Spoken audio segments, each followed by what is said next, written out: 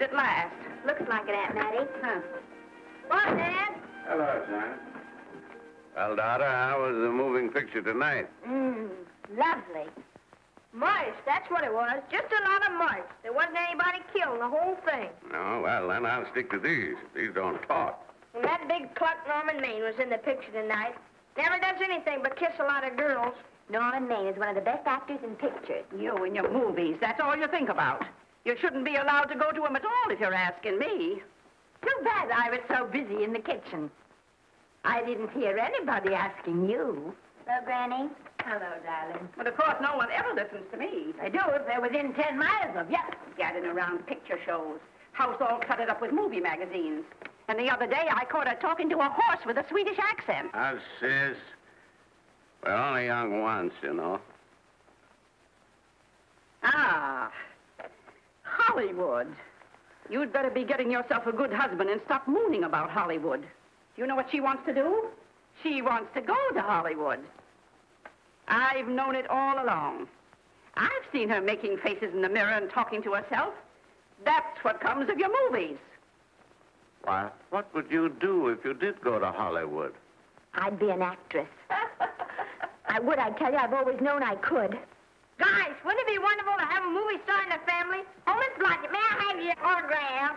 You may not know it, Alec, but you're practically on your way to bed. Oh, Miss Blodgett, you're my favorite actress. Won't you tell me the secret of your success? Oh, let me alone. I asked her what's come over you. I'll tell you what's come over her. She's just a silly little girl whose head has been turned by the movies. And the sooner she forgets the whole thing, the better off she'll be. Why will I be better off? What's wrong with wanting to get out and make something of myself? What do you do that's so much better? Just because you're satisfied to sit here all your life, you think you can laugh at me. Well, someday you won't laugh at me. I'm going out and have a real life. I'm going to be somebody. You know, if it was spring, I'd say give her a good dose of sulfur and molasses. I thought I'd find you. Oh, stop that. Now, stop crying. That isn't going to do you a bit of good. Oh, I'm crying because Aunt Mattie and Alec make me so mad. Oh, Alec and Aunt Mattie. First, they're not important. You're the only one that counts. Esther, everyone in this world who has ever dreamed about better things has been laughed at. Don't you know that? Oh, I suppose I do, but... But there's a difference between dreaming and doing. The dreamers just sit around and moon about how wonderful it would be if only things were different. And the years roll on and they grow old. And by they forget everything, even about their dreams. Oh, I don't want to be like that. I want to be somebody. Oh, yes. You want to be somebody. But you want it to be easy. Oh, you modern girls, give me a pain. When I wanted something better, I came across those plains in a prairie schooner with your grandfather. Oh, everyone laughed at us. They did at all the other pioneers. They said this country would never be anything but a wilderness. We didn't believe that. We were going to make a new country. Besides, we wanted to see our dreams come true. Oh, Granny, it must have been wonderful. It was wonderful. But don't you think for one single minute that it was easy, Esther Blodgett? We burned in summer and we froze in winter. But we kept right on going and we didn't complain because we were doing what we wanted to do. Can you understand that? Yes, I can. Could you do it? Could you do it even if it broke your heart? Because remember, Esther, for every dream of yours you make come true, you'll pay the price in heartbreak. Oh, I know what I'm talking about. You may not believe it, but I was a young girl once. And a very pretty young girl. A lot prettier than you are. And I was in love with your grandfather. And when some Indian devil put a bullet through him, that is as if it had gone right straight through my heart, too. And I remembered all he taught me. And I went right on. I buried him out there in that wilderness with my own hands. And I went right on that same day. And I kept right on going, even when your mother was born. Oh, Granny, I want to make it worthwhile.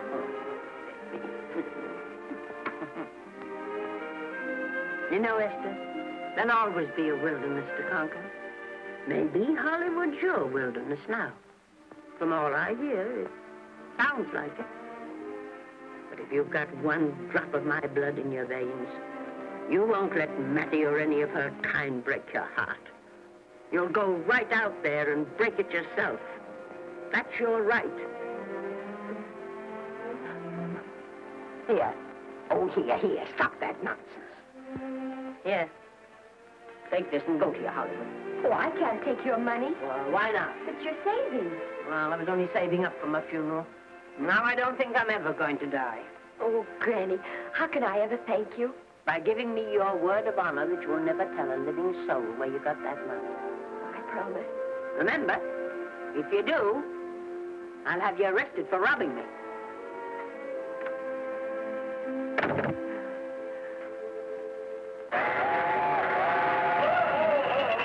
Here we are.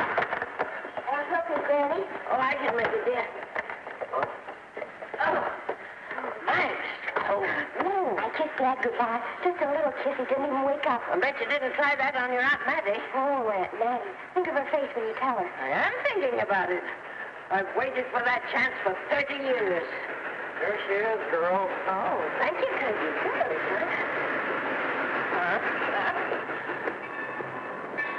Well, come on. Here's your prairie schooner.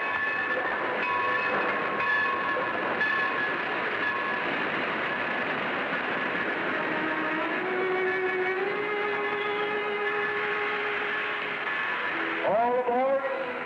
Oh, Granny. Go on. Goodbye, Granny. Goodbye. I'll be waiting for you in those movie pictures. Don't tell Mattie. You know, my eyes are not as good as they used to be, but my ears are all right. So you remember, talk up good and loud. All aboard. Bye. Bye. Bye, Granny. Bye.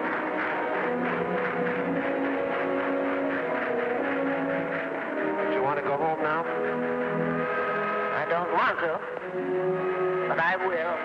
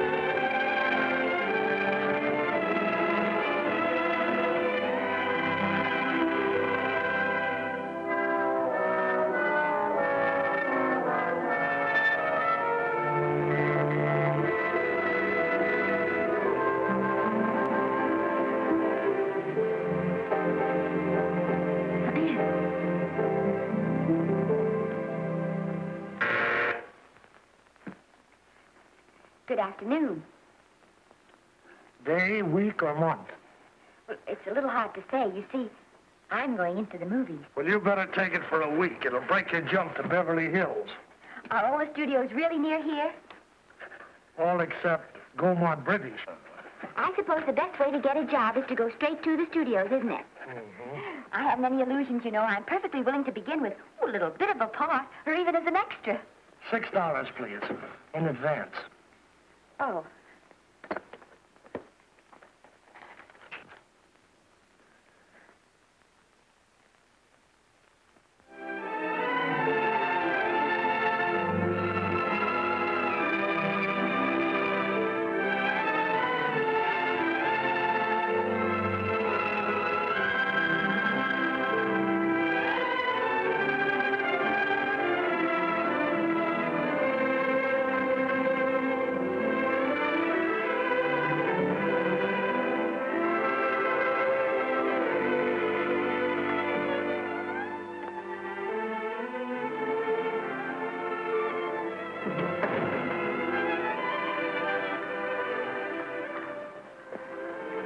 I beg your pardon. I'd like to register for extra work. How long have you been in Hollywood? Well, it's about a month now. We haven't put anyone on our books for over 2 years. Come here. I'd like to show you something. Casting, file later, casting, file later, central, file later, central, casting. Every time you see one of those little lights flash, it's somebody asking for a job. Every time you hear them say, try later, it means there isn't any job. You can't keep the girls at the switchboard long. They go crazy. Every one of those little lights thought it was going to be a star. Still want to go in the movies?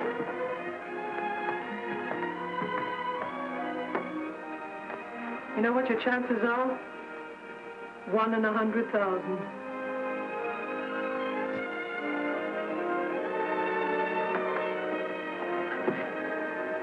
But maybe I'm that one.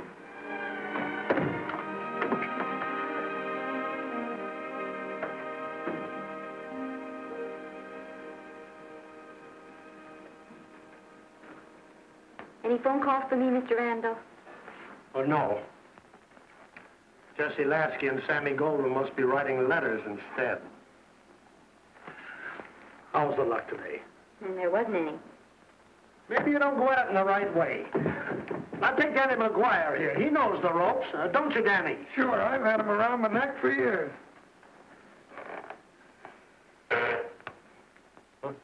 What? Oh, Miss Blodgett. Danny McGuire, our new tenant. How do you do? Mr. McGuire is a big director.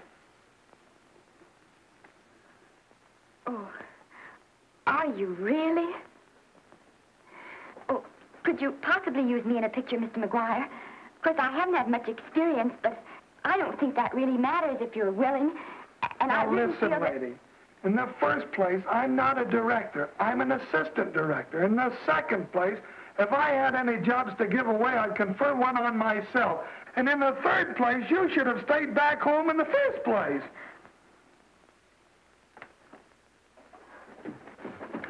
Oh, no, look what you've done. Hey, wait a minute. Hey, don't be that way. Don't do that. Gosh, I didn't mean to get tough, but a guy thinks he's being kidded when somebody asks him for a job and he hasn't got one for himself. After all, I'm not a big enough shot to hurt your feelings. I'm sorry. It wasn't just that. It was a lot of things.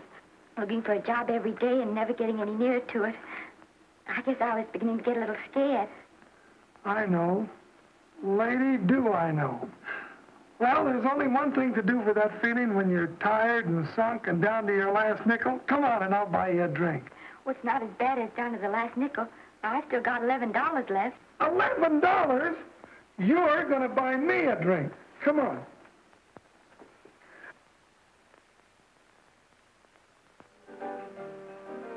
That's right, George. There's nothing like a little rum to take away that milk flavor.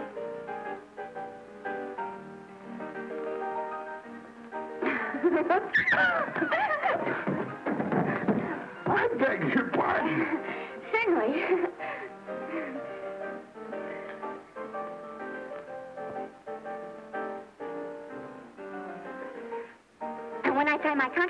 I'm going to do is see that you direct every picture I'm in. That's my pal.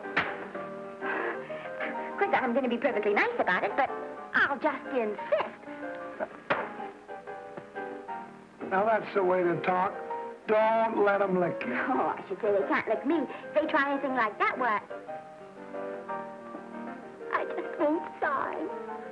Now, that's right. What have you got to lose? Another one of these and we'll open our own studio.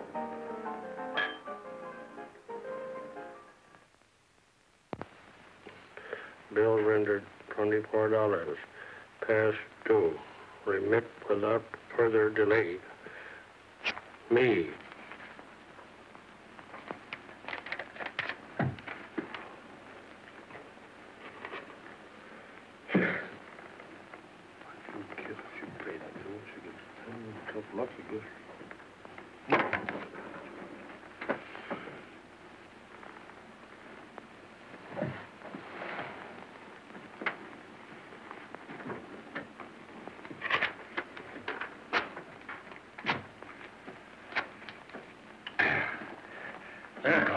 Fifth race. Try Campbell. Who's right? Try Campbell.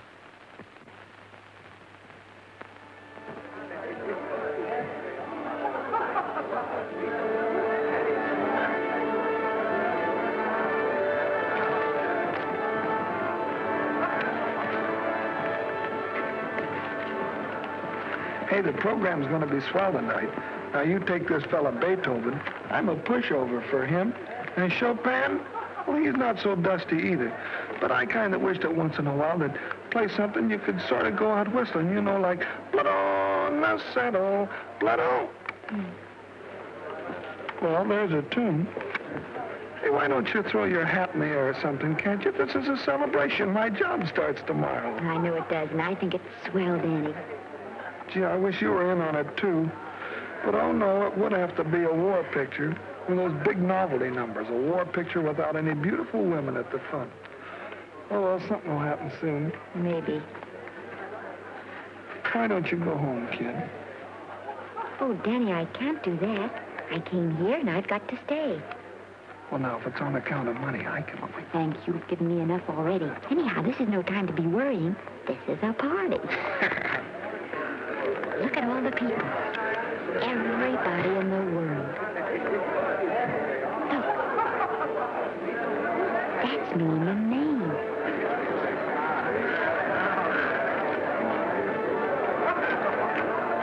And he seems to have had that one extra cocktail.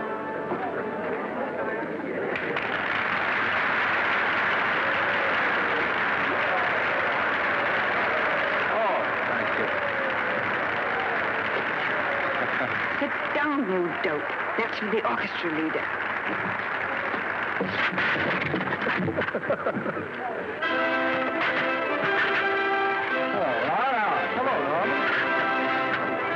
Mr. Maine. Mr. Maine, put your arm around Miss Regis. Arnold, this is a Hollywood bowl. Oh, afraid of crowds. Go on, get out of here. What's the matter? You getting too big to bother with photographers? Don't want any pictures taken now. Oh, is that so? Well, supposing I take it anyway. Well, shove that brownie number 2 of yours down your throat. Thank you, Mr. Maine.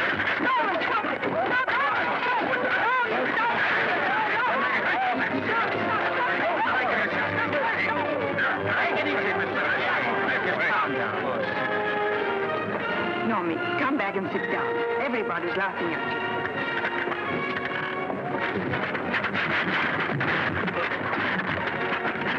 All right. Hi, Norman. Is he always like that? Well, I suppose he has to sleep sometime. Oh, and he's so wonderful on the screen.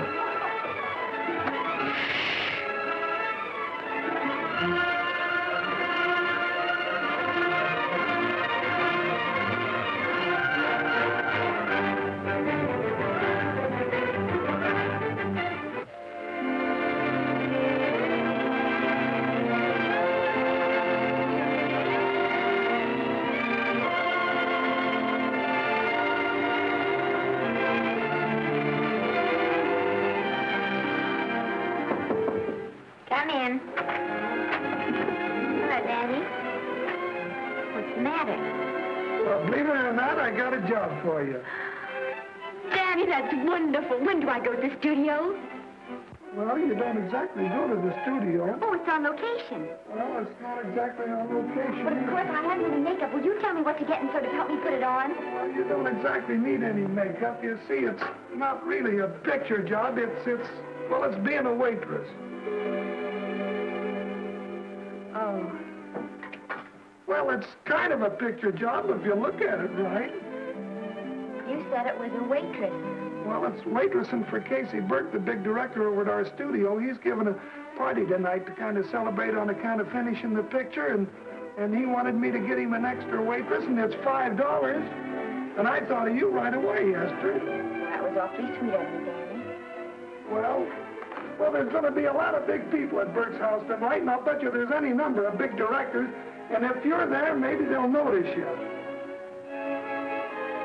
I could make them notice me. Sure you could, Esther. It's your chance. My chance. All right, Daddy, I'll do it. Oh, but I can't. I haven't got the right things to wear. To wear? Oh, yeah.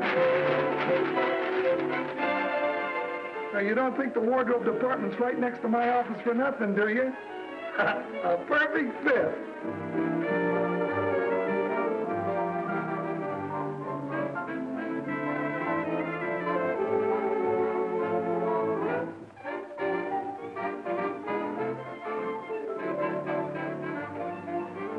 Did you get to the preview last night? I did.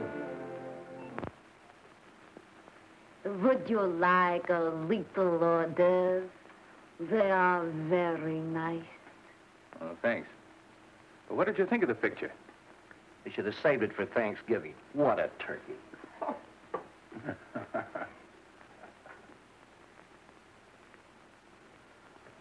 Will you have some hors d'oeuvre? You do like hors d'oeuvre, don't you? I don't think there's anything so enjoyable as hors d'oeuvre before supper, and these are rarely delightful.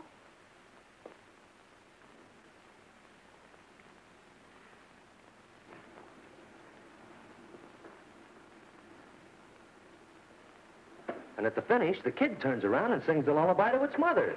Pardon the big boys, but would you like a little hors d'oeuvre? They say they're the best in town. Don't tell me. I know. Mae West. That's a great twist. But where are you going to find a 2-month-old baby that can sing? Hello, Oliver. Oh, hello, Casey. If you want to fire me now, wait till you see the picture. I'm not a director anymore. I'm a male nurse. What's the matter with the picture? A guy by the name of Norman Maine. His work is beginning to interfere with his drinking. Oliver, don't tell me I'm to direct his next picture, too. Mm-hmm. You were my favorite producer. Now, wait a minute. You just go right on with your directing.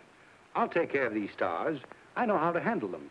I had a serious talk with Norman after that Hollywood Bowl occurrence, and you don't have to worry any more about his behavior. Excuse me, Mr. Niles. Mr. Libby of your publicity department is on the telephone. He says it's most important, sir. It's about Mr. Maine. Thank you. Oh, it's probably just some little thing. Of course, Oliver. I'll turn on the radio and see if they've called out the National Guard yet. Hello, Libby. What's the good word? Mr. Norman Maine, America's Prince Charming, was apprehended driving an ambulance down Wilshire Boulevard with a siren going full blast. He explained he was a tree surgeon on a maternity case. Well, will it be in the papers? No, it won't be in the papers.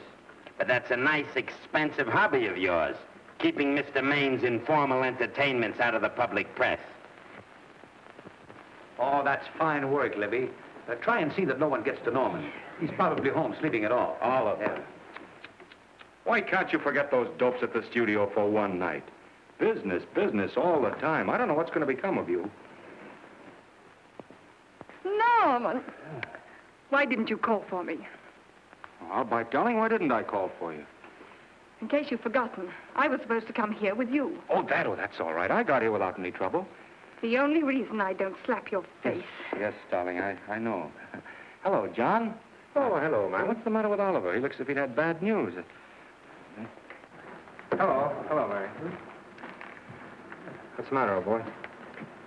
Maybe I'm wrong. I guess I've been drinking too much lately. No, you have to cut it down. It's bad stuff. Scotch and soda.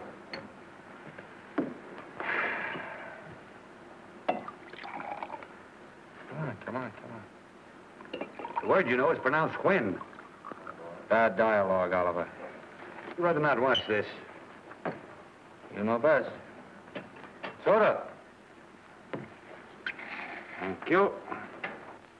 Oh. Go ahead and say it. I've got it coming to me.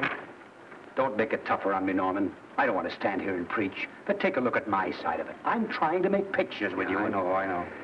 Costs are going up, and the grosses are going down. No, it isn't that. I've made lots of money with you, and I can afford to take a loss. But I hate to see you going the way of so many others. Why don't you get Lloyd's to insure you against me? You can't get insurance against a man forgetting who he is. You're a great star, Norman, but there's nobody so big that he can afford to have people refuse to work with him. Who doesn't want to work with me? You... Quiet. Listen, I know plenty of people who do. Yes, and so do I. But your real friends can't stand seeing you start to fall apart. What do you mean by that? The first signs are always the same. Not being able to remember your lines. Cameraman struggling to cover your hangovers. And all because you have to have a good time. Every day and every night. Listen, I've warned you for a long time, Okay, Norman. Oliver, you're a swell guy. You won't lose any money on me. I'll promise you that. I'll be ready for the curtains when the time comes. When it does, here's my epitaph. And now I think I'll, have a little drink. Scotch and soda.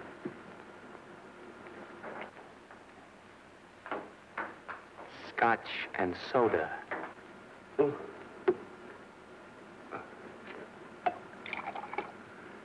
Come on.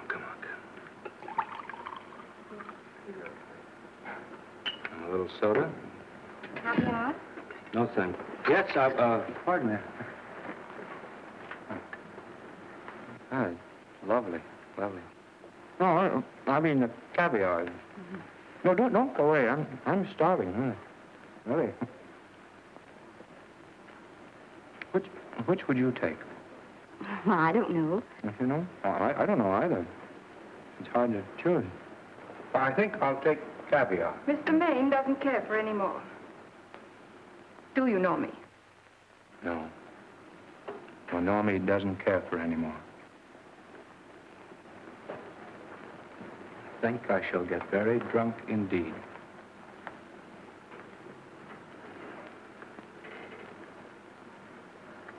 Scotch and soda. Sorry, I have something.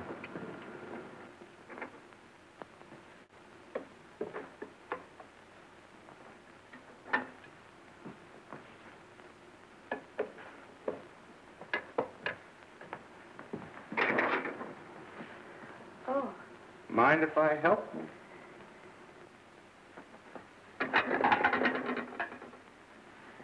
Won't they miss you? Oh, no. They'll just look under the table, and when they see I'm not there, they'll forget the whole matter. Hey, what's your name? Esther Blodgett. My name's Maine. I know. You do? Ah. What's so funny? I was just thinking about all your fans and how surprised they'd be to see you here helping me put plates away. Oh, they don't know my finer side. They'd be pretty envious of me, meeting you this way in person. Oh, you do. Well, tell me, are you disappointed? Yes. Now you've done it. Oh, never mind that. That makes the room look lived in. Tell me, why are you disappointed? I was sitting behind you at the Hollywood Bowl the night you didn't want to be photographed. Yeah. I'm told I crept into many a heart that night. Oh, I can never explain this. You know, you have very pretty hair. You better get out of here. And a sensitive mouth. And a charming little... Precisely why you here instead of with the rest of the guests. I'm just trying to be helpful. I see. Are you sure there's no other attraction? Well, it might be that my old mania for putting plates away is coming back on me. It's rather odd. I always know where I can find you if there's a pretty girl around. It's not only odd, it's embarrassing. You're being deliberately insulting, Norman. I put up with this for long enough. Dear, don't lose your temper. Remember, we must try to keep the voice low. I know you'll excuse us if we go on with our work.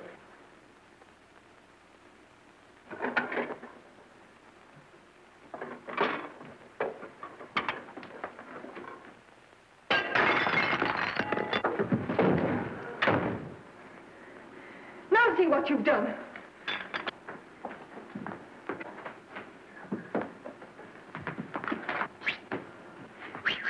Come here. Help me up. Are you hurt? No more than usual. Come on, the wolves are on us. We got to get out of here. Oh, I can't. The dishes aren't finished. Oh, yes, they are.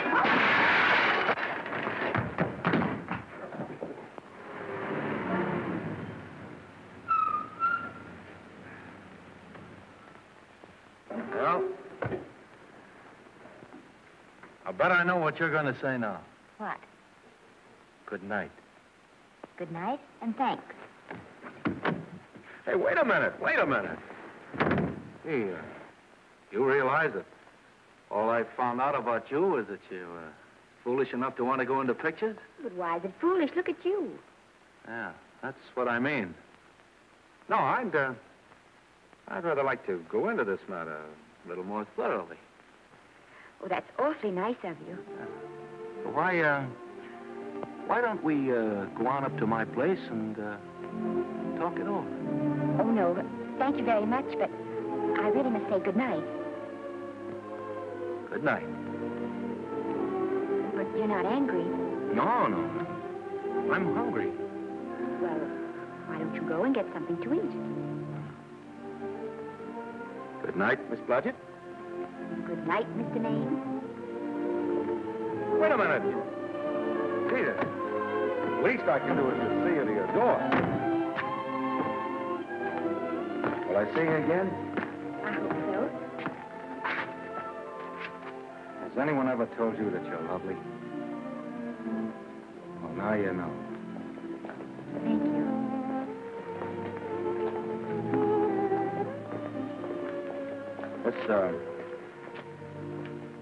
It's hard to say, but I want to say it anyway. You know, I'm a screen. In private life, you know. But whatever I do, I still respect lovely things. And you're lovely. You understand? Yes, I think I do. And it isn't that bump on the head that's doing this. Well, I'm glad.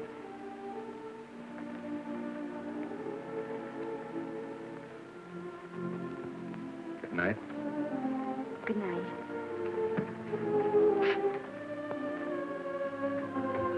Hey!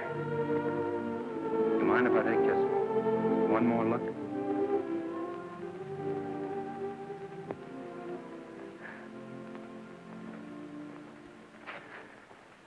Go away.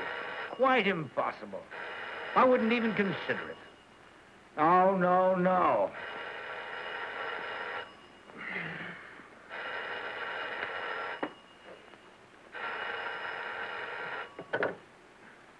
Hello? Who is it? Who? Norman? What have you done now? You're not in jail, are you? Oh. Yes, I see. Oh, it's that again. I see. She's beautiful. Yeah, I know. You want me to give her a screen test? Yeah, certainly. She's got wonderful possibilities. Oh, you know she's got something. Well, you knew all the other ones had something, too. Oh, no. I tell you, Oliver, she's got that sincerity and honestness and sincerity and honestness that makes great actresses. Oliver, I am so sure of this girl that I want to take the test with her myself. Listen, Oliver, you've worked hard. You're entitled to a break. You get...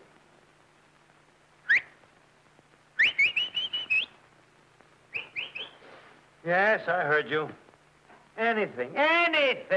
Yes. Yes. Yeah. Oliver, look, you try to get a little sleep now, old man. Right. All right, boy. Good night.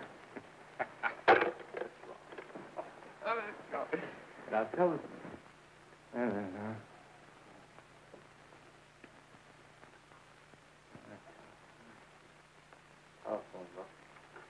Telephone book. What is it? Telephone. Hey, Oliver, telephone book.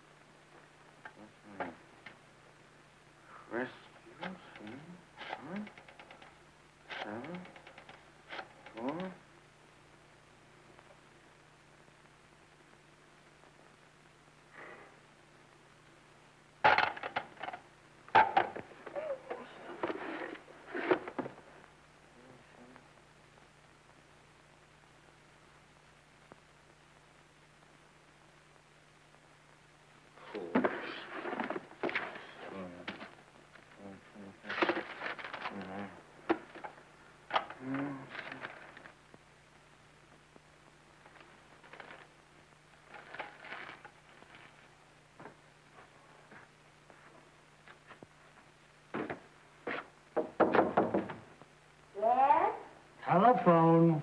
For me? Some drunk trying to be funny says he's Norman Maine.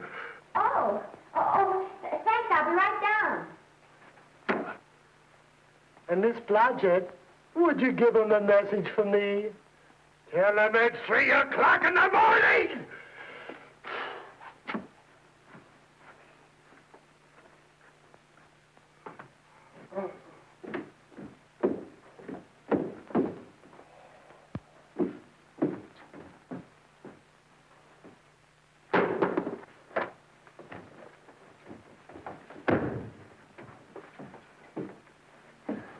Hello? What? Oh. Oh. Oh. Oh, yes. I'll be there. Oh, thank you.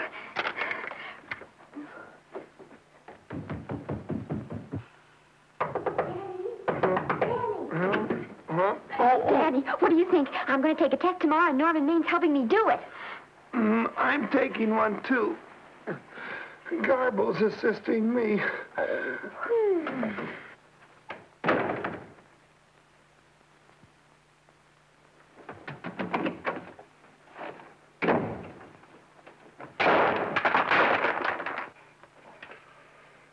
Oh.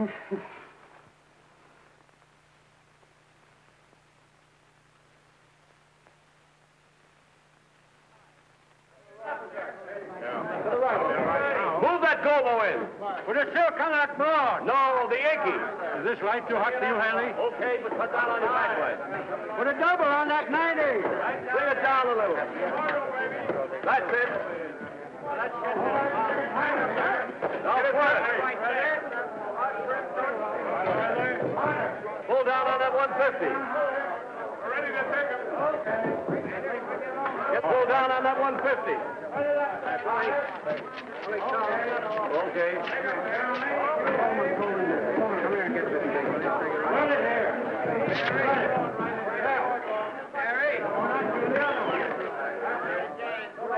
Bring me an apple box. Listen, gentlemen, please, if you don't mind. This is just a test. Ready, Mr. Burke? All ready, Mr. Burke. Ready, Mr. Burke. Ready now, Mr. Burke. All ready, Mr. Burke. We're ready now, Mr. Burke. All ready, Mr. Burke. We're ready, Mr. Burke. All right, let's take it. Quiet! Quiet! Quiet! Quiet! Ready, Norman? Yeah.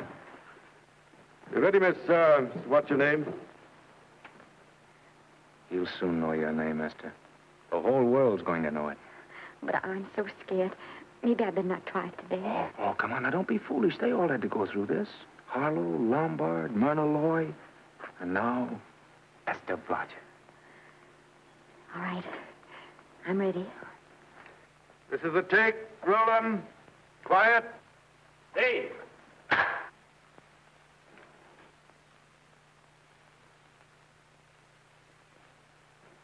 I may as well tell you that my whole organization thinks I've gone a little nuts to sign you. Well, maybe they're right. I've been nuts before. You see, all the experts seem to think that your type is a little mild for present-day taste. But I rather believe that tastes change, like eyebrows. And I think that also, like eyebrows, tastes are going back to the natural. You look like a nice girl. I think I'm going to like you. That's not important. I think the public will like you. That is important. Oh, yes. I see what you mean. I mean, I know it is. Well, I don't think it's going to be easy. Nothing you really want is ever given away free. You have to pay for it. And usually with your heart. Someone else told me that once. But you still have to work it out for yourself. Oh, well, all this is just a long way of saying, I'm glad you're with us and good luck to you. And now I'm going to turn you over to our demon press agent, Libby. Don't let him frighten you. He has a heart of gold, only harder. And for the love of Pete, learn to close your mouth and keep it closed, even in your love scenes.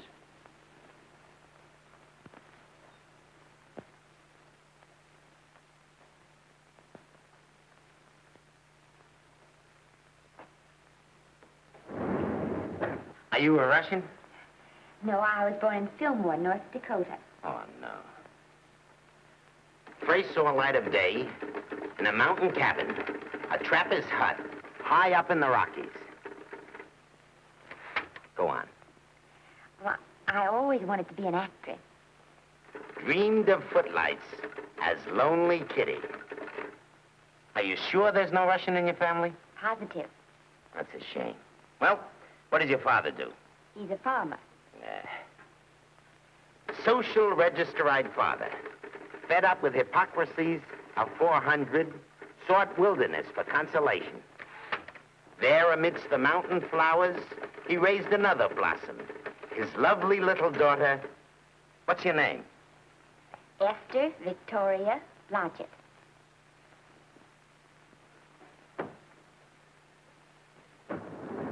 Greatly appreciating your attention in this matter, very truly. Do you know what her name is? Esther Victoria Blodgett. Hey, we'll have to do something about that right away. Esther Victoria Blodgett. Well, that Blodgett's definitely out. Let's see, Esther Victoria, Vicky. How about Vicky? Oh, I think that's terribly cute. Let's see, Vicky. Vicky what? Vicky, pronounced Vicky. See, Esther, Bester, Sester, Dester, Fester. Oh, that's very pretty. Jester, Hester, Dester, Lester. Vicky Lester. Oh, I like that. Say it. Vicky Lester. Say it again. Vicky Lester. Say it again. Vicky Lester. Say it. Vicky Lester. Say Vicky Lester. Vicky Lester. Vicky Lester. Vicky Lester. Vicky Lester. Flash. Oliver Nile Studio discovers new starlet, a Cinderella of the Rockies. Her name is Vicky Lester. Those who have peeked tell me she couldn't be more divoon. The face of an angel and such natural talents. Her voice is a symphony. Her very walk, they tell me, is enough to drive men mad. Not that way. Get the lead out of your feet. Lift them up.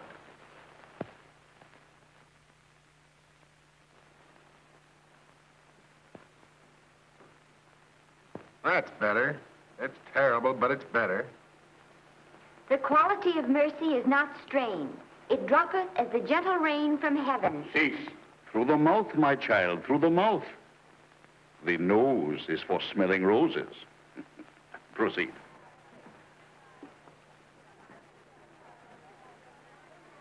This'll give her that deeply nyeh.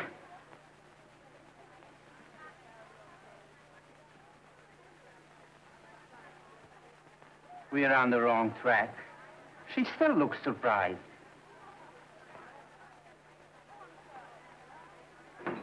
Listen, dress people, we're shooting on the set this morning, not in the commissary. Now come on, snap into it. Acme Trucking Company?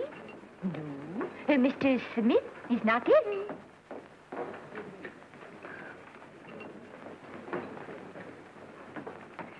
Acme Trucking Company. No.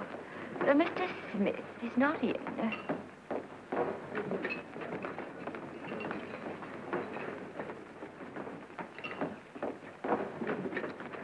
Good morning. What can I bring you, Mr. Maine? That just shows how long you've been here. Mabel, bless you. How soon are you and I going to be married, huh? I don't know. You'll have to ask my mother.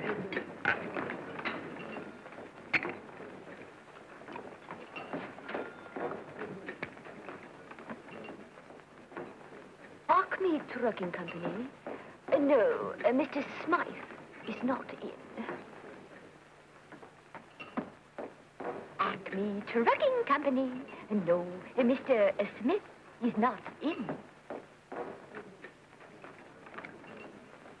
Acme? No, Smith ain't in.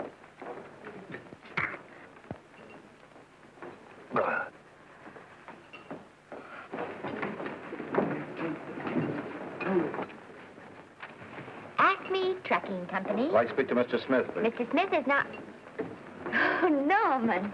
What's all this between you and Smith? I've got a part. It's only one line, but it's in the picture. It's ambition that made you break that date with me last night. Well, I had to be here so early this morning, and So did I. I had to stay up all night to make it. you've started your picture, haven't you? No, we're still in the testing stage. You can't seem to get the right girl for the lead. Gee, you'd think with all the girls there are that... Yeah, I know, but this one's got to be different. She's got to be little and cute and sweet and intelligent. It'll blow me down. What? Will close my tired old eyes.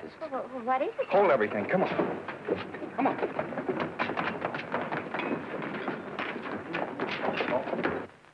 Well, you've been through the whole casting directory. I'll work day and night, Mr. Niles. And I'll work with her, Oliver. And I can be mean or nasty or anything you want, Mr. Niles. If she clicks, Oliver, you've got a star overnight. Okay.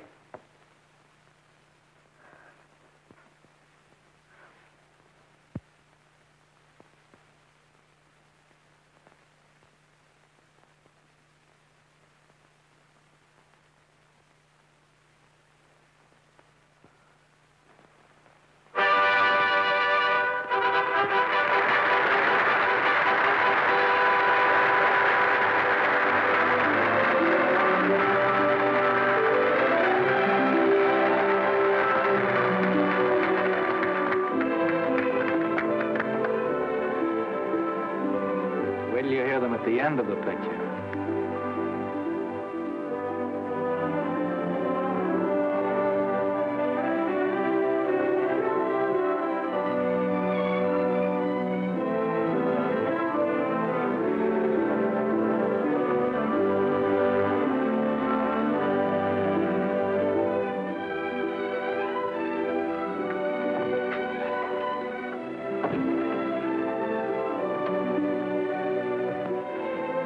Do you think we were noticed? By no one. They're much too busy playing at croquet.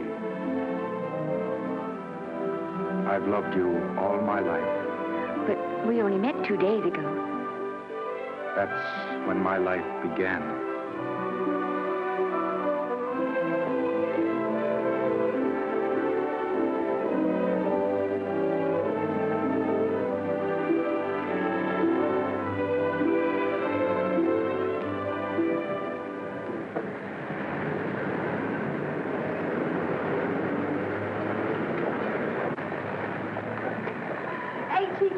You know, I think she's the same type I am, don't you? I think she's sweet. Well, it's Vicki Lester's picture, all right. I think she was much better than he was.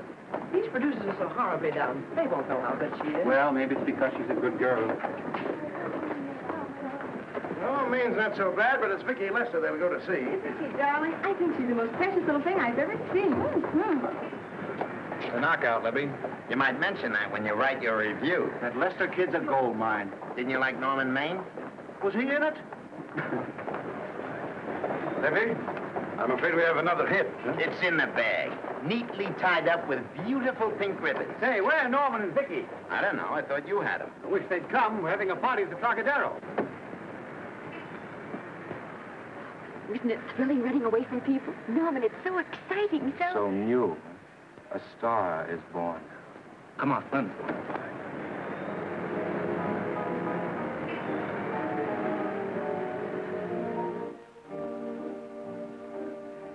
It's wonderful, isn't it?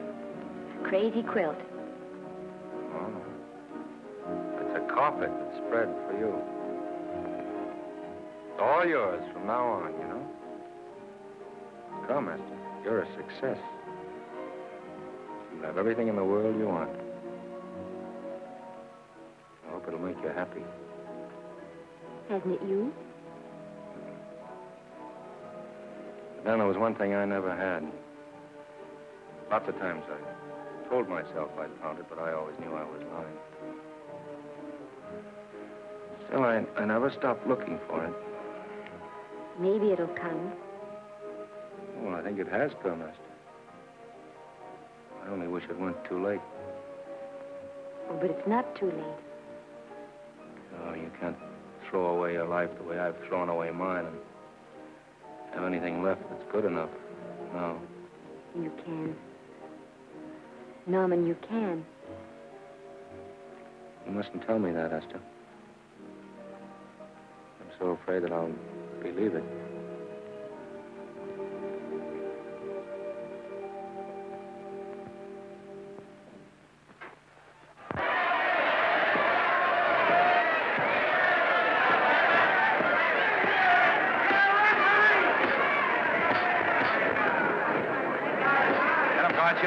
Shoot your right. Swell, isn't it? Lovely. What's got you again? Wake up! Can't you hear me, gotcha? Shoot your right!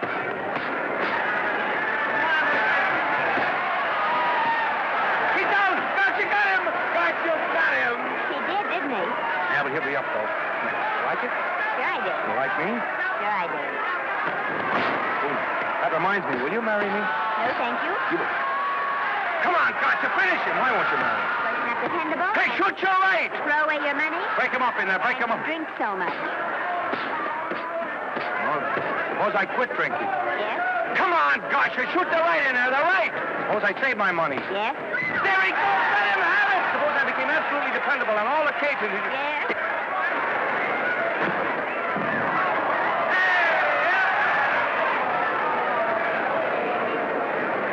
Hey, gotcha, he got him. He got him. He certainly did.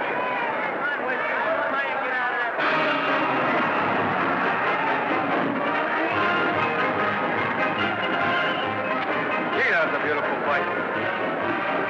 Norman, What there? would you do all that for me if I said I'd marry you? No, certainly not. I was just supposing. We're going to be married.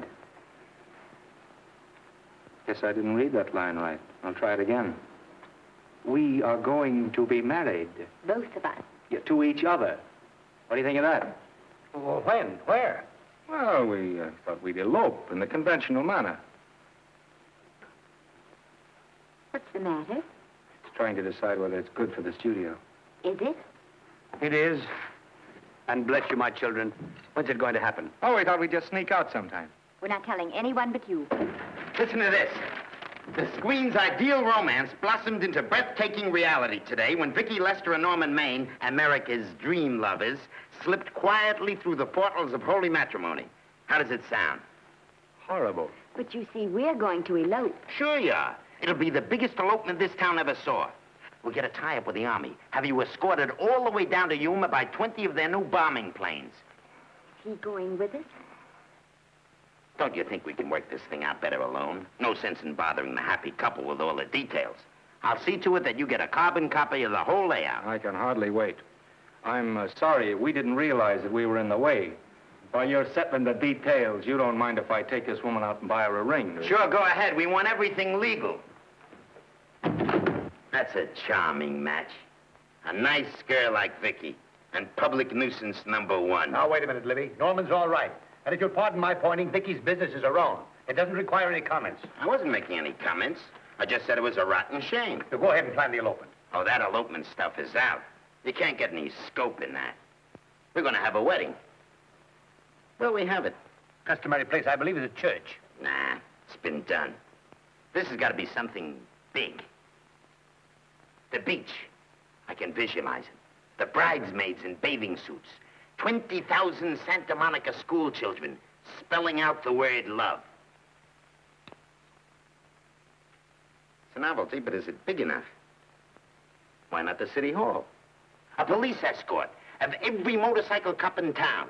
Sirens screaming, confetti pouring out of buildings like the Lindbergh reception in New York, only on a big scale. What's the matter? Isn't it big enough? And now if any man can show just cause why these two may not be lawfully joined together, let him now speak or else hereafter forever hold his peace. Do you, Alfred Henkel, take this woman as your lawful wedded wife? Will you love, comfort, honor, and keep her in sickness and health as long as you both shall live? I will. Do you, I beg your pardon. Do you, Esther Blodgett, take this man as your lawful wedded husband? Will you obey, serve, love, honor, and keep him in sickness and health as long as you both shall live? I will. Place the ring on her finger. Hurry, please. Now, by virtues of the power invested in me as Justice of the Peace of San Bardo Township, County of Los Angeles, I pronounce you man and wife.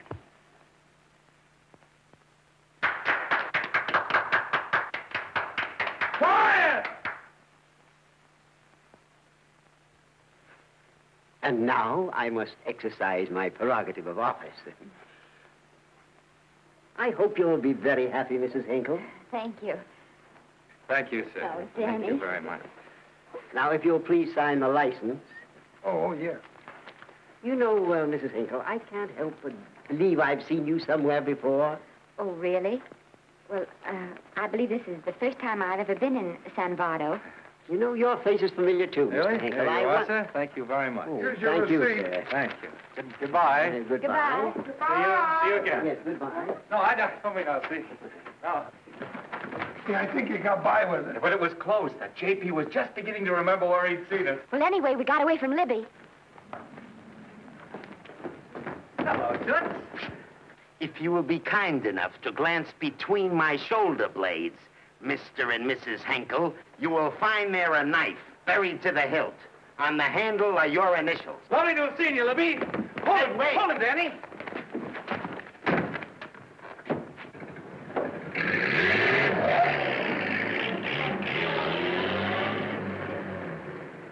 There go a couple of rats I raised from mice.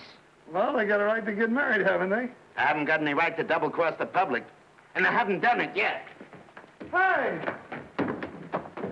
People versus Porky Washington, who is charged with violating Section 600. Young man, you're in contempt of court. Operator, get me the Los Angeles Tribune. I've a good mind to put you under arrest.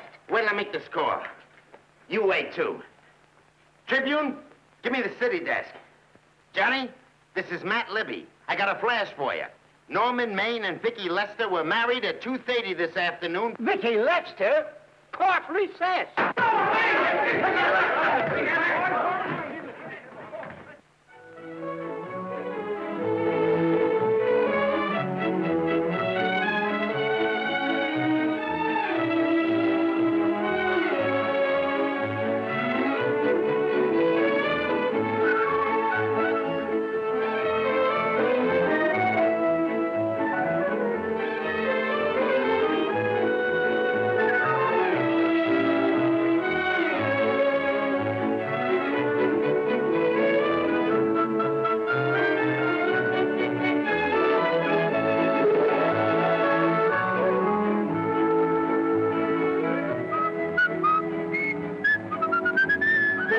Give me a horse, a great big horse, a great big buckaroo, and let me wahoo, wahoo, wahoo!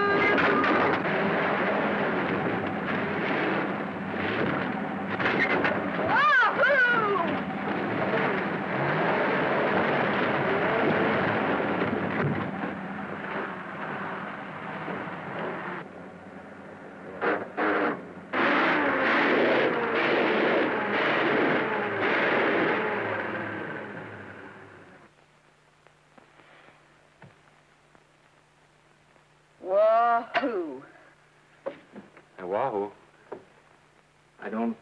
want to sound immodest, but I think I've stripped the gear. Well, sit down, won't you, and let's get acquainted. We'll probably be seeing quite a bit of each other from now on. No. Might just as well break the ice now as later.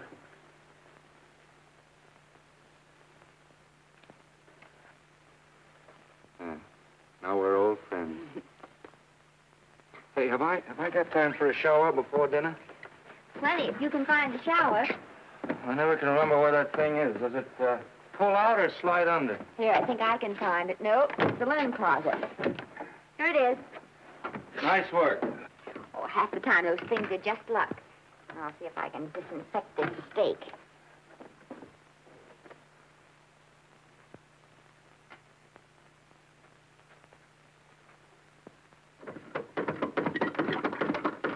Yeah, Esther, there's no soap. Here. Thank you. Oh, and Esther. Yes, dear? I'll need a washcloth, please. Oh. How you fix the cigarettes? You know I never smoke underwater. Well, what do I do to make this thing work? Pull that gadget at the top and pray for rain. Well, I can't reach it. I can't get my hands up. If you've gone in there with your arms down, you'll never get your bath. Unless you're a contortionist. Yeah, well, I'm not a contortionist, and don't throw that up to me now. You knew it when you married me. Will you close this door, please?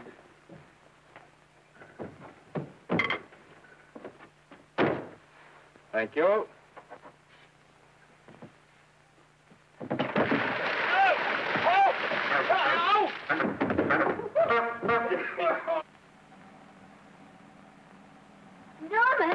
Norman, here comes the car. You got it?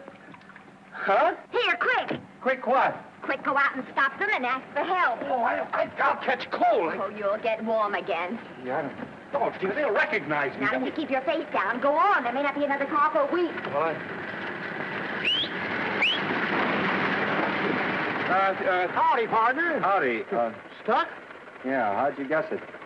Can you get us some help? Well, I reckon not. You know, it's a long way to town. We're pretty busy down at the place. Well, I got to get out of here. I've got my wife with me. Does she like the country? No, and we're short of food. There's a lot of game in them woods. You know, well, my wife can't shoot. Well, you're sure up against it. Sorry I can't do anything for you. Well, wait, listen, I'll be frank with you. I'm Norman Maine. Who? Norman Maine. Well, my name's Judd Baker. Glad to have met you. Well, so long. Hey, wait a minute. Listen, you don't... So you're Norman Maine.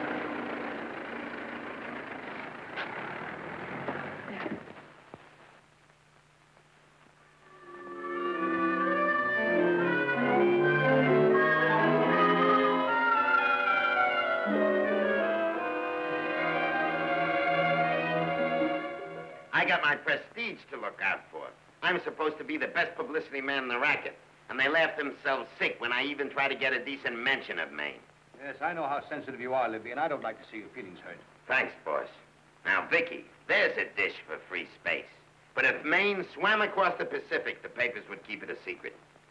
Well, the exhibitors don't like him, the critics don't like him, the public don't like him, and I don't like him. Who likes him?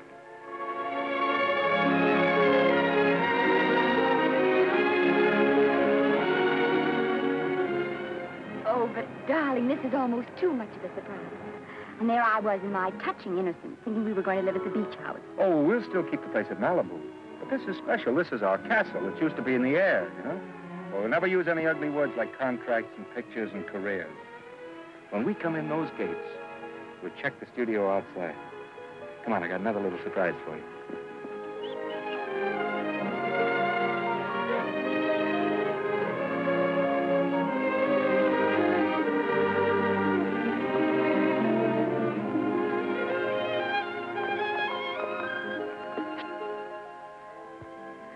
Oh, Norman, it's lovely.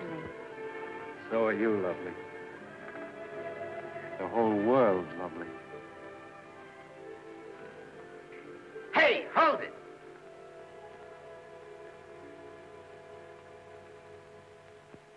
That's it. Caption: Their honeymoon never ends. All right, let's get some pictures.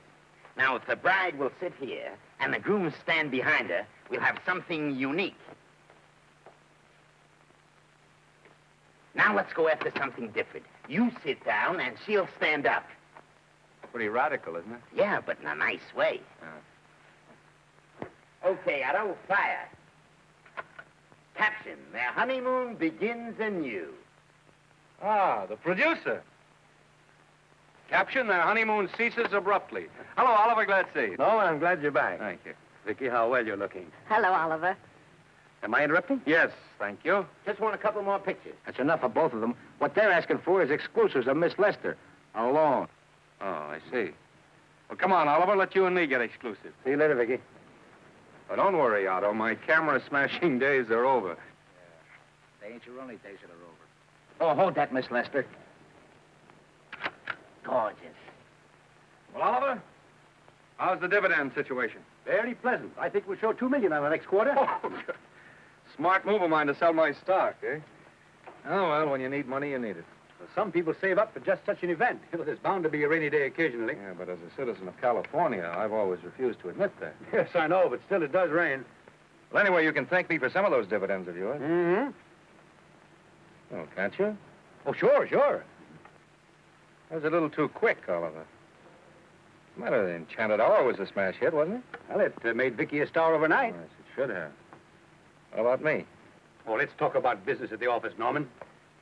Beautiful pool you have here. Beautiful. Oh, now let's talk about it here. Didn't they like me? Well, maybe the pot wasn't just right. That was the best part of the year. Look, Oliver, you think I'm slipping? Can you take it? Yeah, go ahead. The tense is wrong. You're not slipping. You've slipped. Oh, my fan mail's still big. Norman. Fans will write to anybody for a photograph. It only costs 3 cents for a stamp, and that makes photographs cheaper than wallpaper. But every 25 cents they pay for a theater ticket buys them the right to be a critic. And your last few performances, Norman, have not pleased your critics.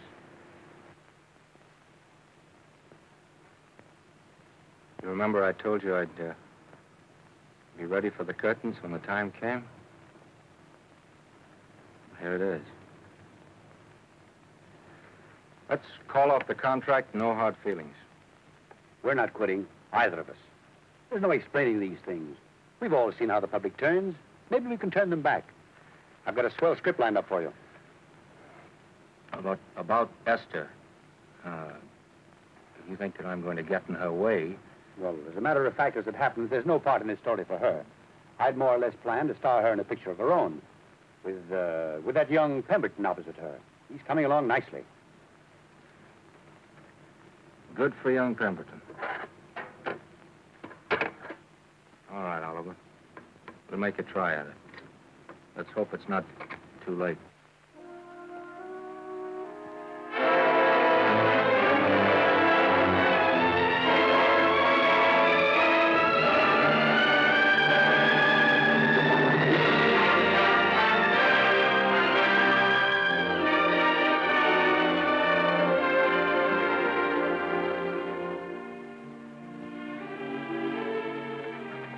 No argument. I'll buy those. Huh. The screen's most finished actor. I'll say he's finished. He keeps them away in droves.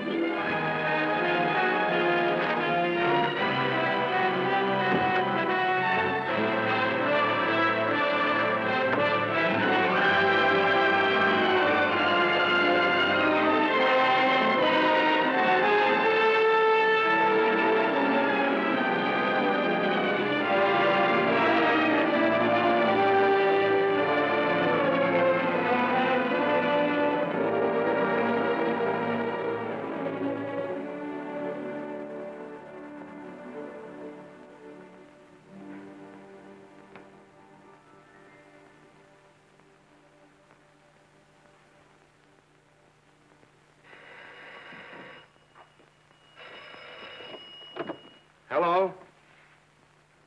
No, Miss Lester isn't home as yet. No, I'm not the butler. But I can take a message just as well as he can, honest. Oh, is that you, Norman? Swell. Listen, Norman, this is Artie Carver. Hiya, kid. Swell. Say, I hear you're through with Oliver Niles. Is that on the level? Oh, please, Artie. I'm not news anymore. Forget it. Say, what kind of a settlement did you make on your contract? Give me a figure so I can do a story on it. There was no money involved. We just called it quits. Okay, I'll fill in my own figure. Say, by the way, I've been trying to get an interview with Vicky for 2 weeks, but she's always busy. How about you giving an old pal a break by speaking to her for me? Sure, I'll ask her. Swell. So long.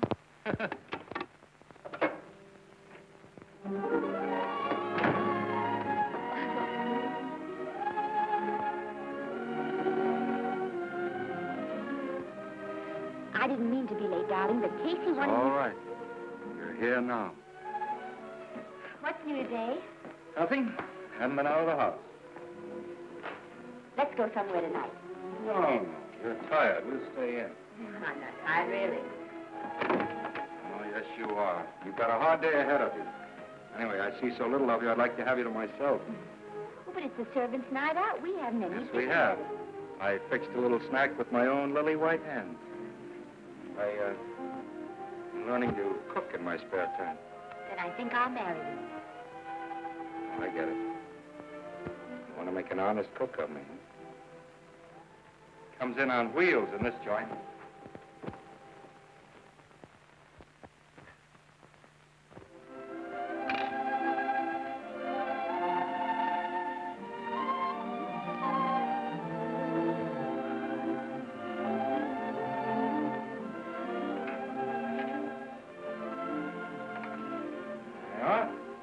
How's it look?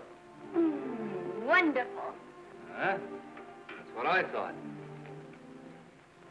Now then, don't be formal, just pitch in. Huh?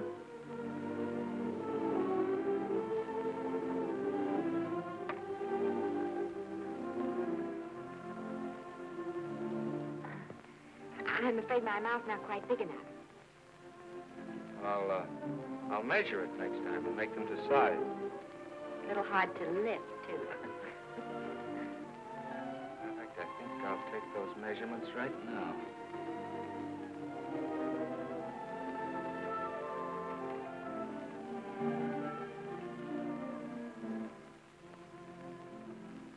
That's what I wait for. All day. That's why I rush home without even changing my costume.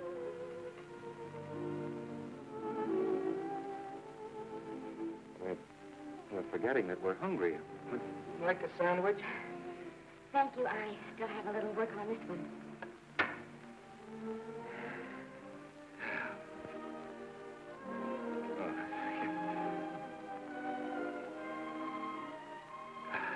Norman, will you unhook my dress? I can't breathe. Mm-hmm. You know, all the time I thought it was the kiss that made you breathless. A lot of hooks, huh? Why don't you have a zipper? That's a good idea. You better? Yes.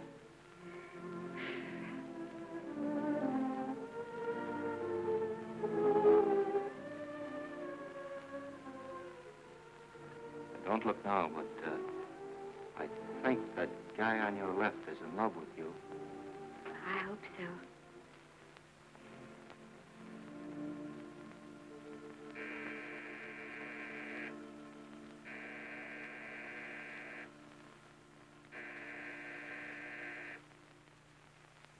It's the doorbell. Is it? Maybe they'll go away. Oh, I never do at a time like this. Come here. Just a minute, dear. I'll be right back.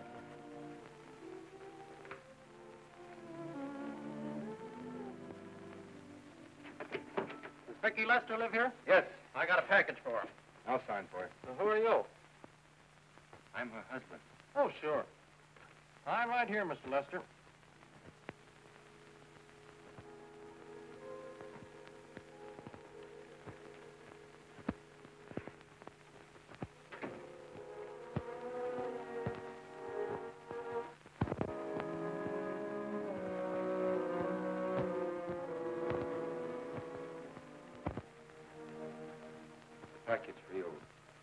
by the way, I forgot to tell you, they want you for a benefit at the Shrine Auditorium next Wednesday night. I told them I'd ask you. And, Oh, darling, I don't want to hear about that now. well, you better wait till I finish before I forget them all. The Academy dinner secretary phoned.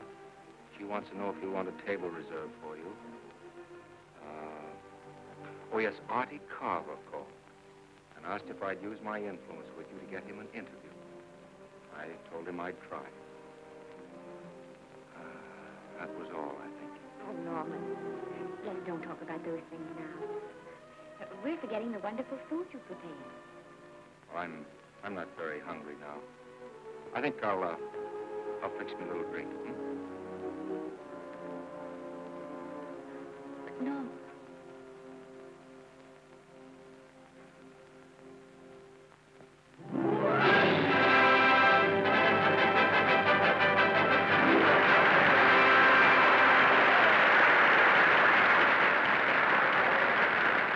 Norman, you'd come. Stop worrying.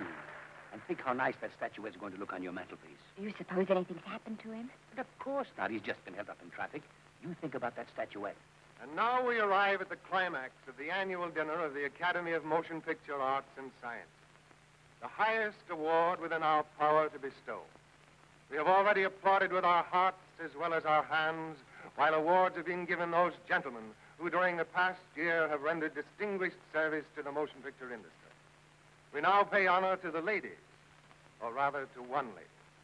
We offer to her the Academy Award for the finest performance of the past year. She has already had the world's acclaim, but this is the tribute of her fellow workers, the men and women of this industry. It is not only my pleasure, but my privilege to present this award to the actress who created the unforgettable Anna in Dream Without End, Miss Vicki Lester.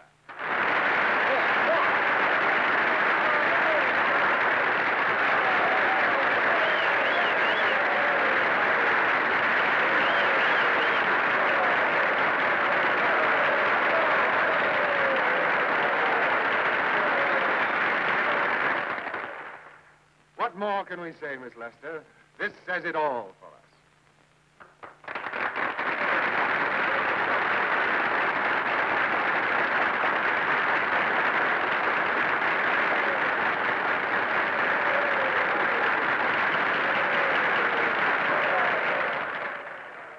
Ladies and gentlemen, when something like this happens to you, and you try to tell how you feel about it, you find that out of all the words in the world, there are only two that really mean anything.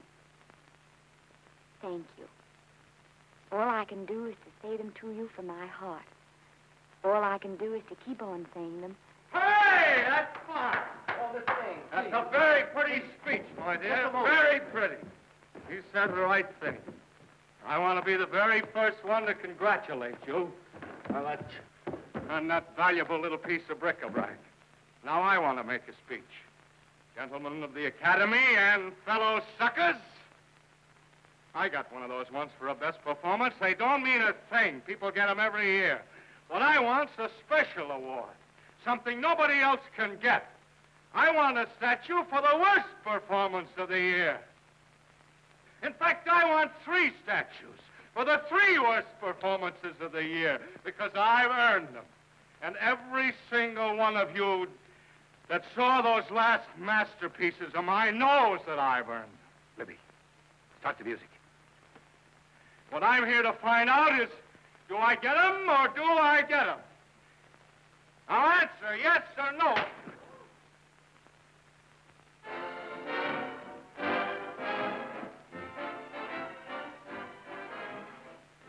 Norman, darling, let's go and sit down.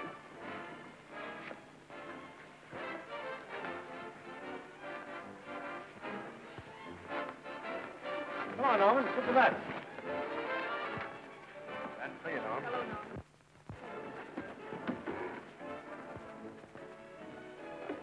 Hello, Norman, how are you? Hi, Oliver. My dear, do let me congratulate you. You must be terribly proud and happy tonight. Thank you.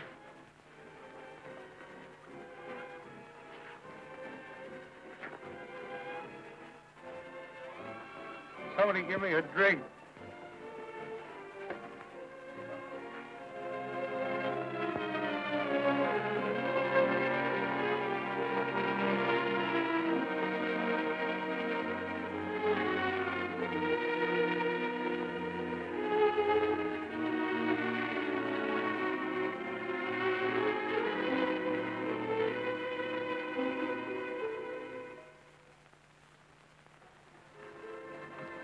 Oliver, it's nice of you to come to my dressing room. Vicky, how are you? I've missed you. Everyone's missed you. Have a nice trip. Well, a 3-month tour of the theater circuit scarcely comes under the head of pleasure. But the way they're screaming for your pictures all over the country. Miss Lester, if I may talk shop, you are a knockout. Thank you. It's good to hear that. You've been crying. A little. How's Norman?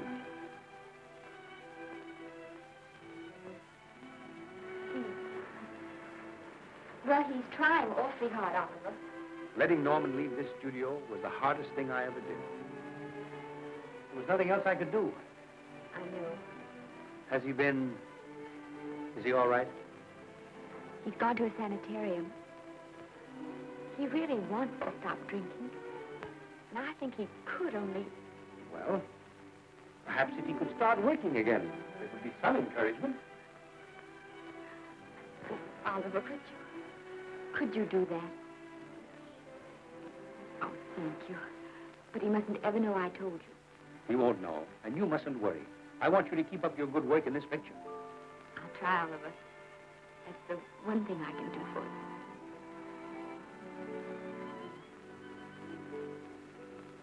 you. If you'll just sit here, Mr. Niles, I'll have Mr. Maine brought down. Thank you.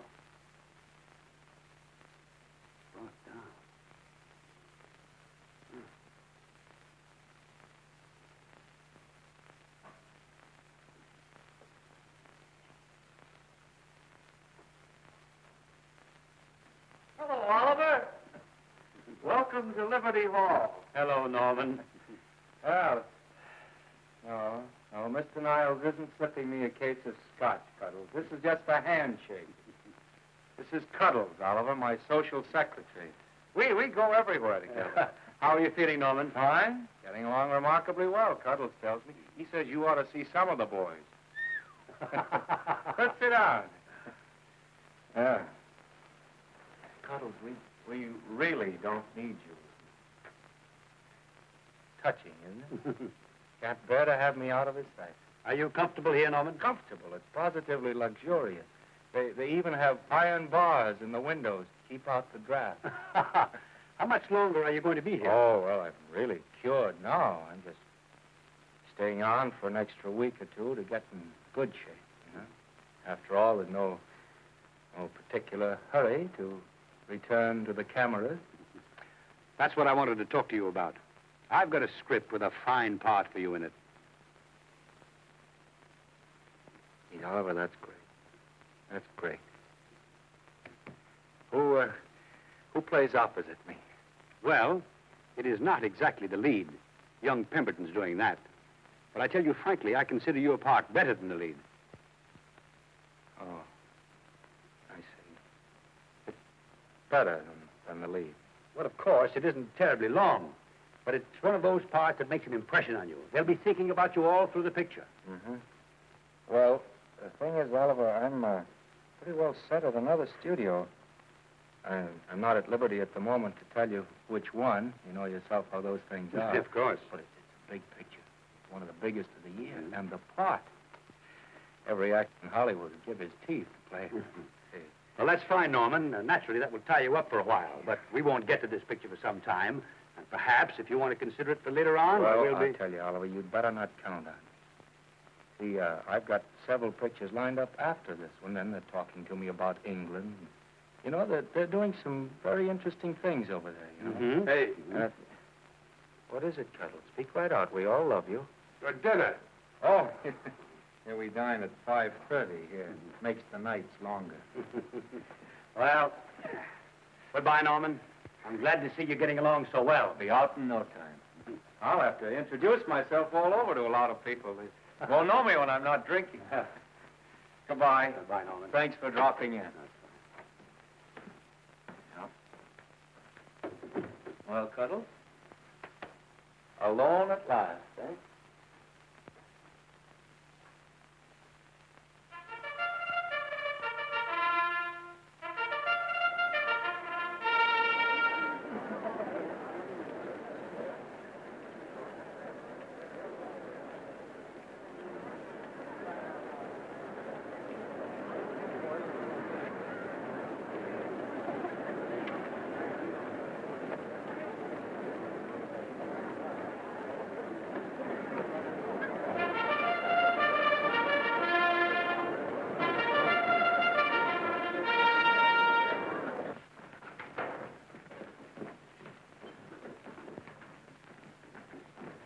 Bert? Sam? How are you, Marion?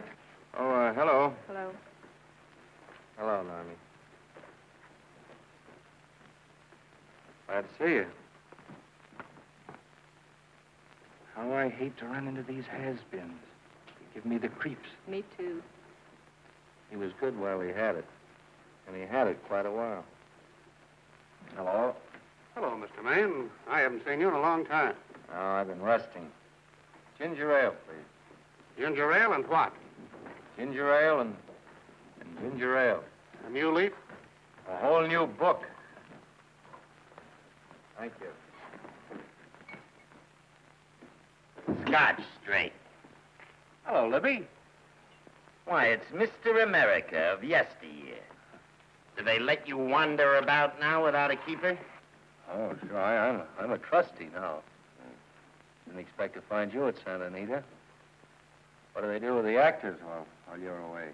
Oh, they cut them into slices and fry them with eggs.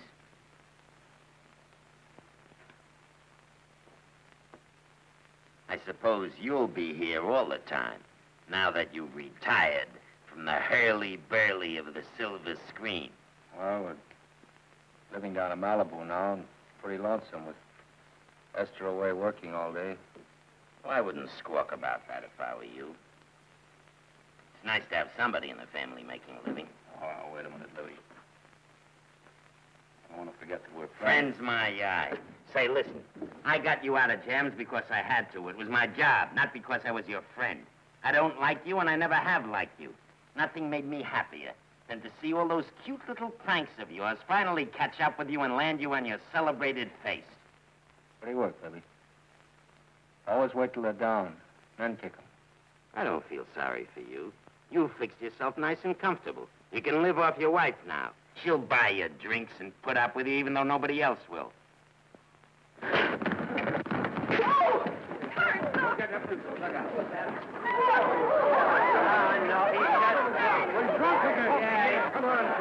a minute. Come on outside for you white. I'm Norman Maine. Well, that's not my fault. Oh, don't bother to toss him out. He's harmless. All right, Mr. Libby, if you say so. Sure, let him go. What can he do? He can't fight any better than he can act. Norman Maine. Oh, he's drunk again. Why, he's been drunk for years.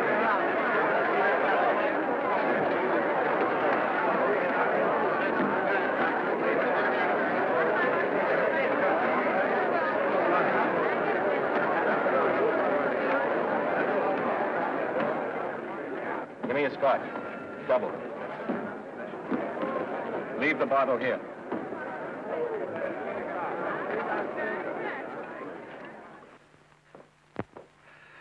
Vicky, you'll be ill. Why don't you try to get a little sleep? But he's been gone 4 days. 4 days and not a word.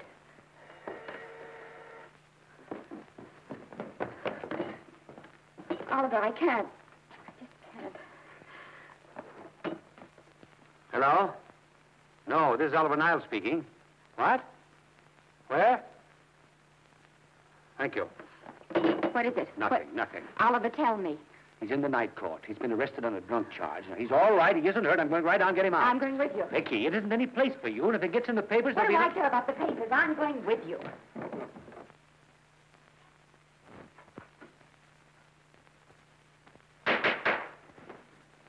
Division 30, Municipal Court, County Los Angeles, now in session. The Honorable Judge J. Barris presiding. Be seated, please. Were you able to do anything? Judge wouldn't even see me. Ready, Your Honor.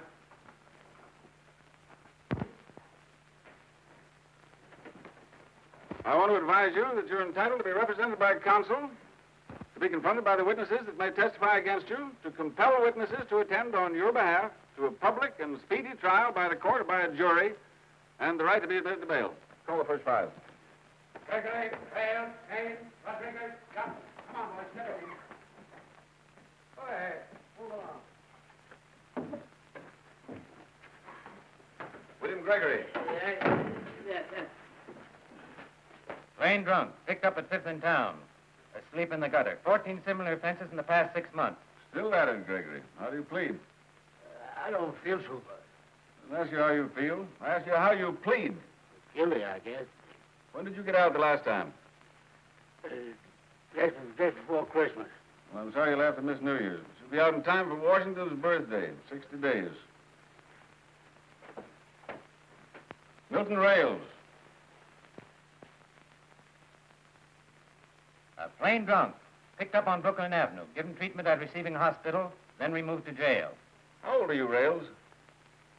17, sir. Did you take a good look at those men in the cell with you last night? Yes, sir. And have you taken a good look at yourself this morning? No, sir. Well, I suggest that you do. $5 or 2 days. Sentence suspended. Oh, Judge, Alfred Henkel, more commonly known as Norman Maine. Drunk and disorderly. Cracked car into tree at Sunset and Coronado. Evidently been drinking for days. Resisted arrest and injured one of the arresting officers. How do you plead? Guilty. You're Norman Maine, the actor, aren't you? You've come pretty low, haven't you? There isn't a man here who's had the advantages you've had. Look what you've done with them. You're nothing but an irresponsible drunk, driving about the streets with the power to inflict death or injury on innocent people. I think we'd better deny you that power for a while. 90 days in the city jail. Please wait.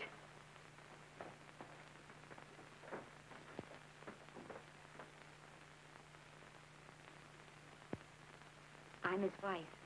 Yes, I recognize you, Miss Lester. Please, Judge. I promise you this won't happen again. I'll be responsible for him. If you just won't send him there. You realize that this man, when drunk, is obviously a menace to public safety? And you realize, too, Miss Lester, the responsibility you'll be assuming to this court and to the Commonwealth. I do. Sentence suspended. Prisoner remanded to custody wife. Thank you. You can get in at the jail entrance, madam. Jose Rodriguez. Plain drunk, picked up at 1st and Main. Second offense. How do you plead? I think I'm guilty, Your Honor. 60 days.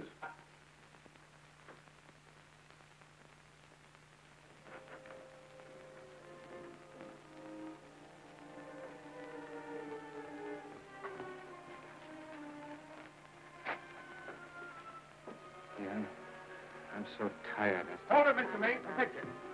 Oh, no. What about a statement for the press? Oh, no, please.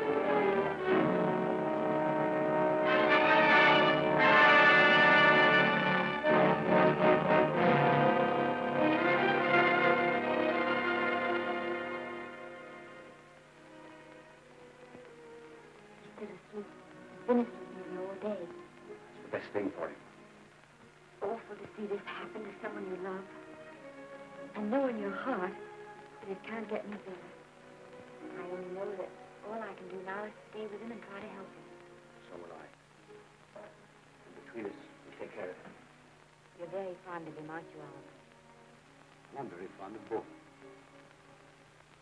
Then I know you'll understand what I have to tell you. And after what happened last night, I think you already know what it is. I can't do any more pictures. I'm going away for good with Norman. You can't do that, lady. You're at the very peak of your success. And you've worked so hard to achieve it. That's what's been ruining me. And I've thought it all out. Maybe if I hadn't been away from him so much, last night and what went before, it wouldn't have happened. And I know it's too late to think about that now, but it may not be too late to go away with him and start over somewhere. It's your life you're giving up, Vicky. so I can try to give Norman back his. Can you honestly tell me I'm wrong to do it?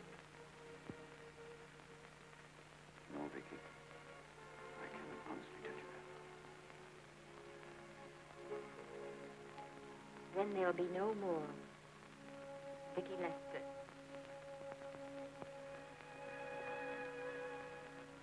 Mom, look at the dog.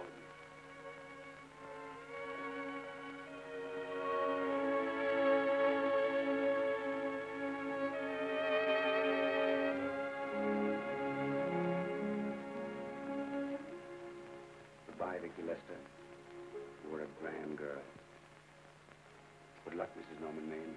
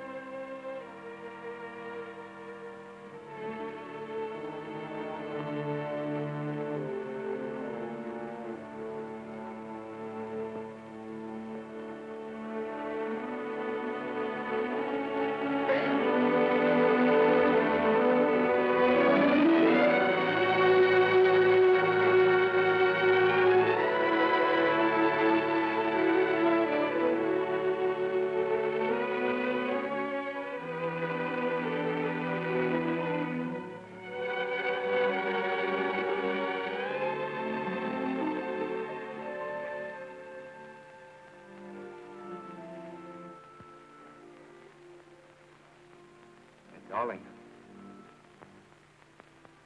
this is Maine coming in to apologize again. Oh, I'm sorry, dear, but it isn't you. What other troubles have you got? None. I was just playing a scene with myself. Now, look. I'm just coming out of the jitters, and you're just going into them. This is a swell household. Isn't it? I'll tell you what we'll do. I'll promise to brace up if you'll go on the wagon. I guess I have been drinking too much. You know what I'm going to do? I'm going to be an athlete. You mean with great big muscles and everything? Well, roughly speaking. Gonna join the YMCA? It costs too much. I'm going wading out in our front yard. No? Sure. Would you like me to go with you? Sure, if you'd like to. No, Miss, I don't think I will. It might spoil this beautiful, natural wave. Yeah, I guess that's right. But, darling, look, could you have a hot toddy, some hot soup for me when I come back? Some hot soup? And I'll make some of those nice sandwiches. No, Miss, do you have to?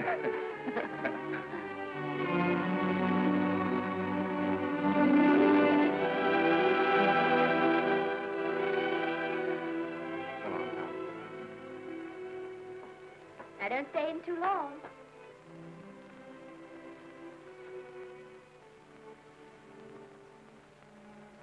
Hey! Mind if I take just one more look?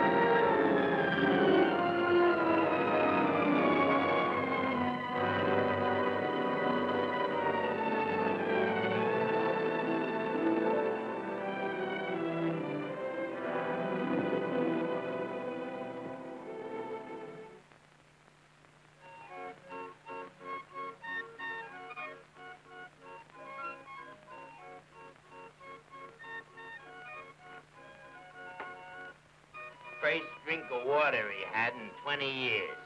And then he had to get it by accident. Pardon.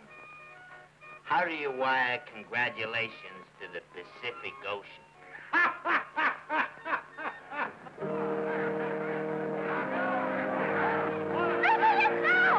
Oh, you can't see her face. Hello, Vicky.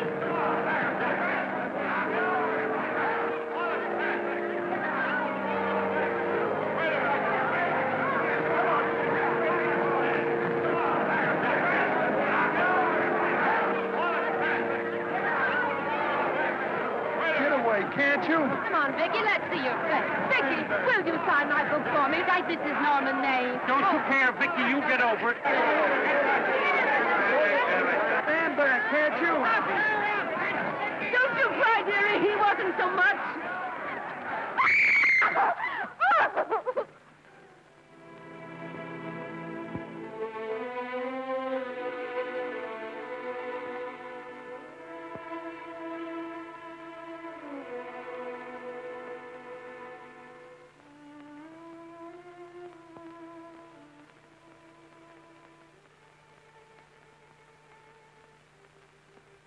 Do you mind if I take just one more look?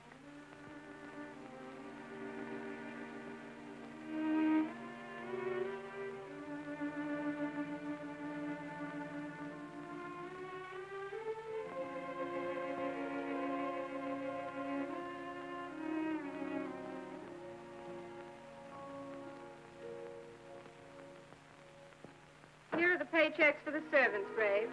You'll find a very nice bonus in each one. Miss Lester asked me to thank you for your kindness and service. If there's anything I can do for the little lady, I should be glad to do it. She would appreciate your attending to the closing of the Beverly Hills house. Put down those trunks. Put it down, I say.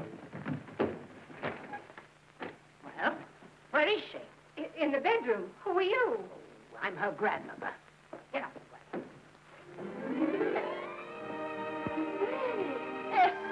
Granny, darling. Oh, I'm so glad to see you. What made you come? Oh, I know when I'm needed. Now get out of here. Go on. Get out of here, all of you. I want to talk to my granddaughter alone. I came just as quickly as I could. But I'm going home. I sent you a wire yesterday.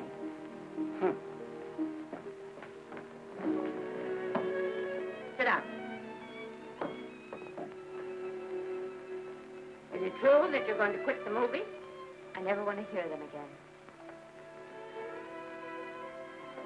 What are you running away from, little girl? I'm not running away. It's just that I can't go on. My heart isn't in it anymore. Once I told you, if you get what you want, you have to give your heart in exchange. And you said you were willing. Do you remember? I remember. It seems to me that you got more than you bargained for. More fame, more success, even more personal happiness. Maybe more unhappiness. But you did make a bargain. And now you're whining over it. I don't think I'd feel so very proud of myself if I were you, Esther. I'm not, Granny. My mind's made up. Oh, and I'm sorry I gave you the money to come out here. You just wasted. Oh, but Granny, I was proud of you, Esther. I was proud to be the grandmother of Vicky Lester. It gave me something to live for. Now, I've had it. I know. Oh, I want to be strong, but I can't go on. You must. Tragedy is a test of courage. If you can meet it bravely, it will leave you bigger than it found you. If not, then you'll have to live all your life with a coward. Because no matter where you may run, you can never run away from yourself. I never knew Norman Maine. He wrote me a very sweet letter when you were married. He said you told him how much I meant to you. And I know just how much you must have meant to him.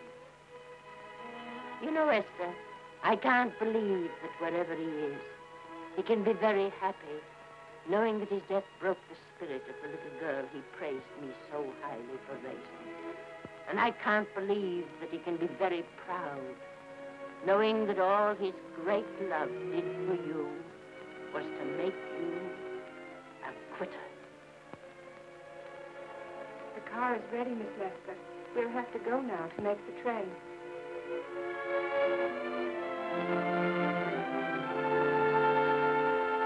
Put the car back in the garage.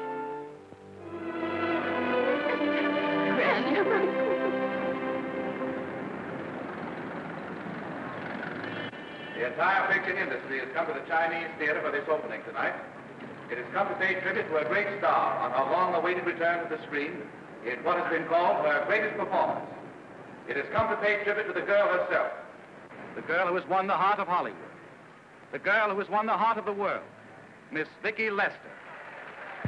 And if I'm not mistaken, Miss Lester's car has just driven up.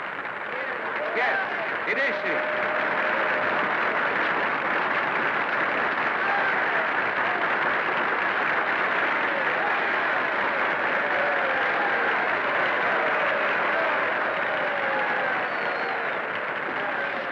This doesn't scare you too much. I scare very slowly, young man. Big smile, folks, please.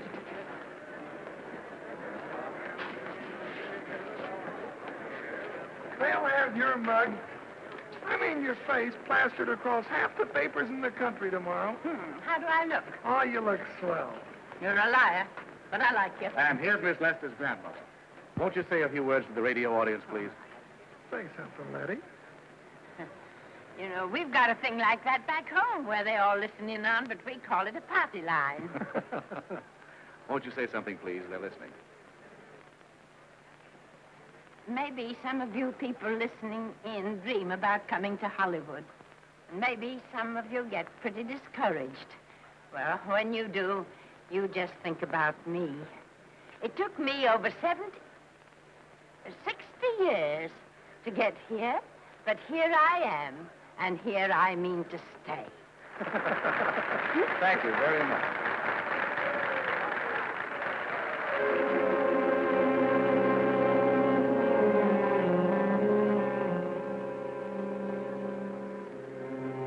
Miss Lester.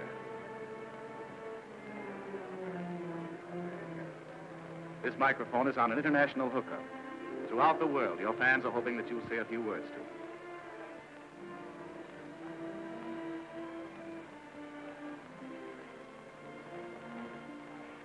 Hello, everybody.